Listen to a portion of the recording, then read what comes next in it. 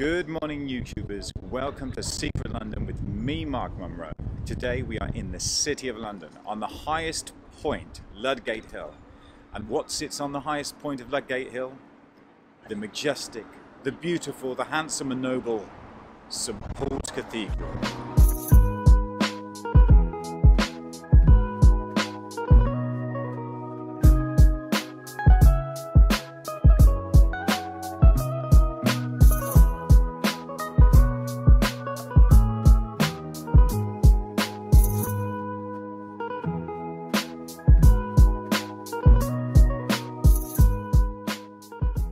The cathedral you see here today isn't the original church or cathedral.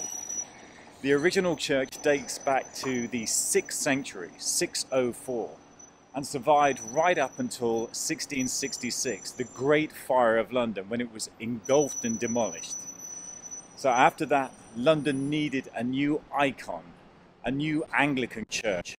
To build and design a cathedral of this stature, London needed to find a very special architect, and they found that man, and that man was called Sir Christopher Wren. Sir Christopher Wren was instructed by the clergy of London to build a cathedral both handsome and noble in design, and I think you'll all agree he lived up to that instruction. When you're designing and building a huge structure like this, you're going to need a lot of manpower, and you're also going to need a lot of money. So where do you get the money from to build an amazing structure like this? Well, in those days, they taxed you, and the money that was taxed on coal was put towards the construction of St. Paul's Cathedral. So Christopher Wren built this cathedral in the style English Baroque. It stands 365 foot high to the top of the dome, 518 feet in length, and 246 feet wide. On the 2nd of December 1697, after 31 years and 3 months of construction, this building, St. Paul's Cathedral, the new St. Paul's Cathedral, was consecrated and ready to be used as an Anglican church.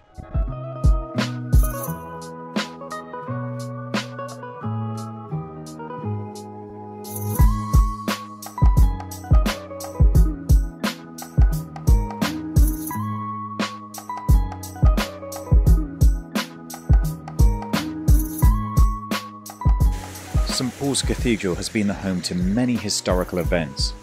The funerals of Admiral Nelson, the Duke of Wellington, Sir Winston Churchill and Baroness Thatcher, but probably the most famous wedding of all, that of Prince Charles to Lady Diana Spencer.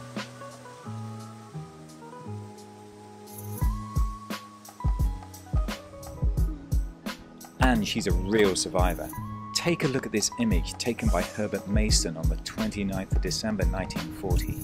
Surrounded by smoke, she's bombarded during the Blitz, but she stands resilient in the face of adversity. Okay, as you can imagine, Secret London is not about this huge, amazing, fantastic cathedral behind me, because Secret London offers you something different. Today, I'm going to be taking you from the largest cathedral in London to the smallest cathedral in London. Let's go take a look.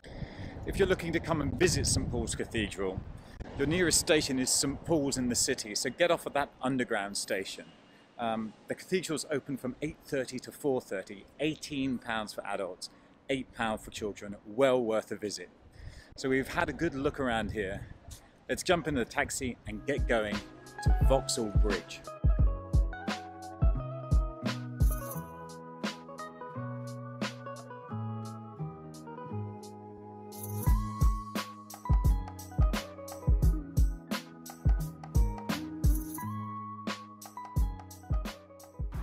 Made it down here to Vauxhall Bridge. Now, if you're thinking of getting here, your best bet is Pimlico Station, which is Victoria Line. That's north of the bridge, or south of the bridge, you've got Vauxhall Cross, you've got the Victoria Underground and a lot of overground trains and a huge bus depot. So, south of the bridge, Vauxhall Cross, north of the bridge, Pimlico Station, those two places are going to get you right near Vauxhall Bridge.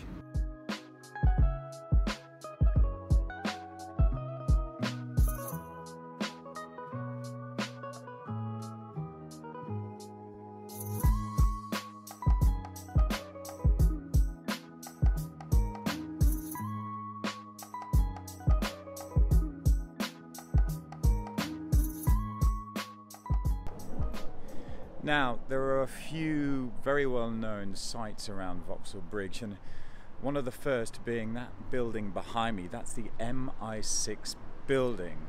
It's very heavily securitized, and they're doing some sort of construction outside the front of the building at the moment. I think it's to do with the new Thames sewer, but you probably recognize this building from the James Bond film Spectre, where it was blown up. So keep an eye out for that. You've seen that building before, I'm sure. The bridge that stands here today isn't the first Vauxhall Bridge. This is the second Vauxhall Bridge, which was opened in 1906. The first Vauxhall Bridge, which was known as the Regent's Bridge, was actually opened in 1816 and was the first iron-built bridge to cross the River Thames. It was a toll bridge and went into public ownership in the 1870s. So most people had to pay to get over it, and then the London local council took over it, and then it was free for everybody after that. But this one here, this is the new Vauxhall Bridge, opened in 1906.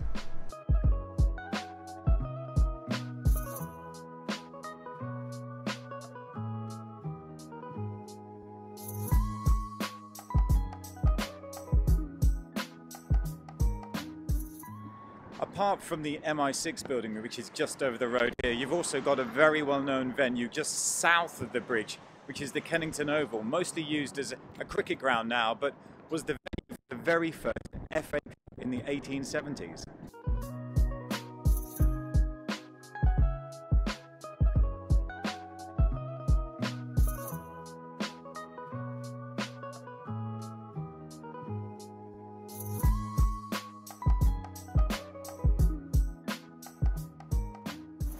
You're probably thinking, well, this bridge looks kind of normal. We've come from the largest cathedral in London.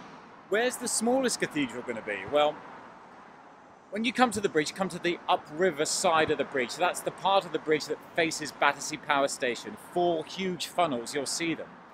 Now, what you need to do then is you need to get yourself to the second pylon, the second arch, and then very carefully just lean over the side, and you'll see an elegant statue of a lady holding a perfect miniature of St. Paul's Cathedral in her hands. It's incredibly detailed, and it's fascinating to look at.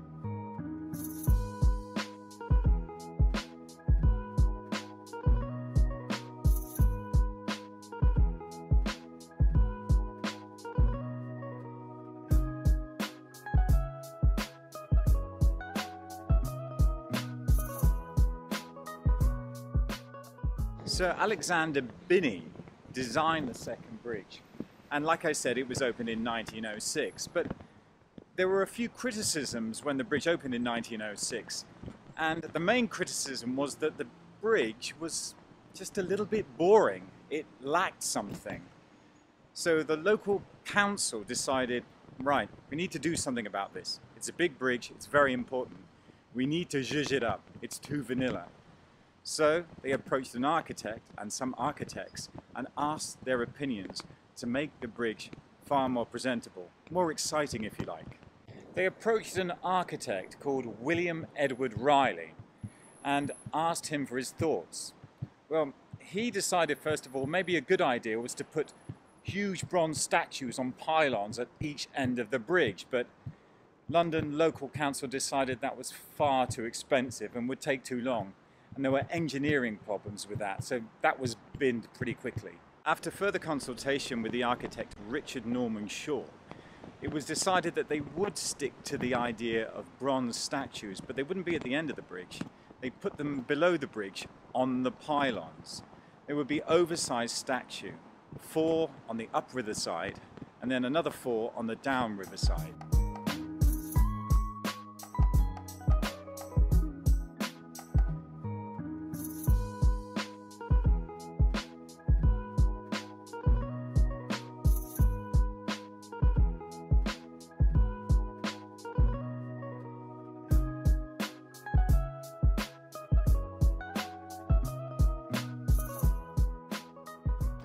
These ghostly watchers of the Thames, as they were referred to in 1907 by the local press, were commissioned by the local London Council.